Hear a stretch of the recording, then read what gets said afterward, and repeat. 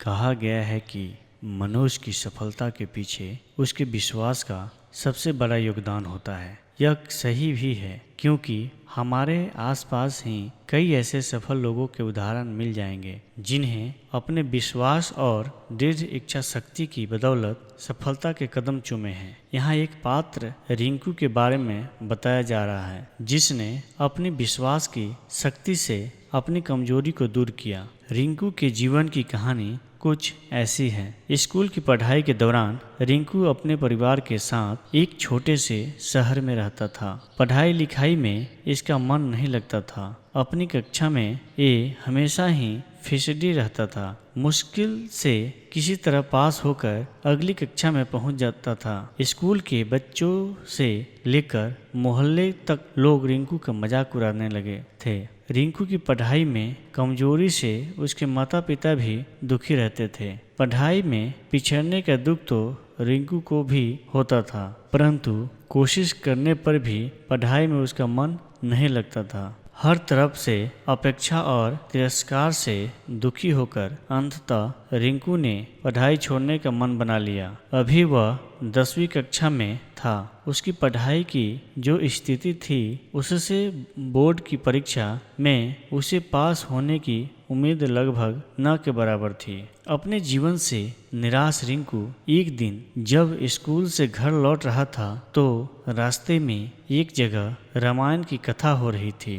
उस समय ओजस्वी स्वर में कथावाचक लंका कांड की व्याख्या कर रहे थे। कथावाचक के ओजस्वी स्वर से बुरे ख्यालों में खोए रिंकू की तंद्रा भंग हुई और वह सम्मोहित होकर कथा स्थल की ओर चल पड़ा। कथा स्थल पर पहुंचकर वह जगह बनाते हुए आगे की पंक्ति में जा बैठा। रिंकू को देखकर कथावाचक मुस्कुराए और अपनी कथा को जारी रखा। रिंकू एकाग्रता से कथा के एक एक शब्द को सुन रहा था। इस समय कथावाचक कह रहे थे, समस्या बड़ी गंभीर थी। सागर तट पर भगवान राम की सेना के सभी योद्धा लक्ष्मण, हनुमान, सुग्रीव, अंगद आदि गंभीर सोच में डूबे थे। जटायु से यह तो पता लग गया था कि रावण सीता को लेकर दक्षिण दिशा में उफनते समुद्र के पार स्थित अपने राज लंका में गया है, परंतु इस विशाल समुद्र को लांघकर लंका जाएगा कौन? समस्या विकट थी। तभी वहां की शांति सुग्रीव की आवाज से भंग हुई। सुग्रीव ने प्रभु राम से कहा कि हमारे बीच एक ऐसे दिव्य शक्ति है जो समुद्र लांघकर लंका जा सकती है। तब भगवान राम की जिज्ञासा को शांत करने के लिए सुग्रीव ने महाबली हनुमान की ओर देखा।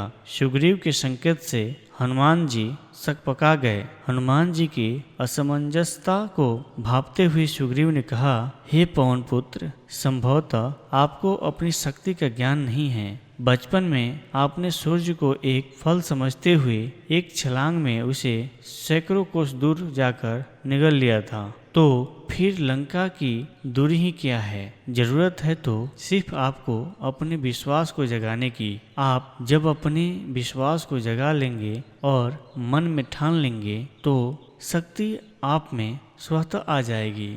सुग्रीव की बात सुनकर एक तरफ जहां हनुमान जी को आश्चर्य हुआ, वहीं उनका विश्वास भी जागा और वे समुद्र लांघने को तैयार हो गए। अगले ही दिन उन्होंने पूर्ण विश्वास के साथ समुद्र लांघते हुए लंका की ओर प्रस्थान किया।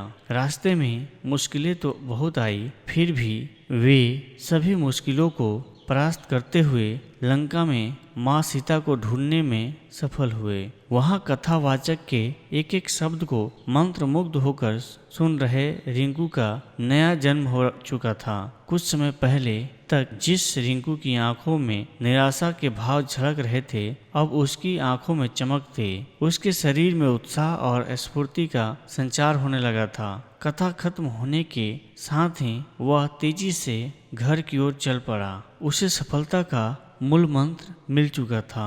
वह मन ही मन सोच रहा था कि जब हनुमान जी ने अपने विश्वास से शक्ति अर्जित कर समुद्र को लांघ दिया था तो पढ़ाई कौन सी बड़ी बाधा है। उसी दिन से रिंकू ने प्रण कर लिया कि वह ध्यान लगाकर खूब पढ़ेगा और सफलता अवश्य प्राप्त करेगा।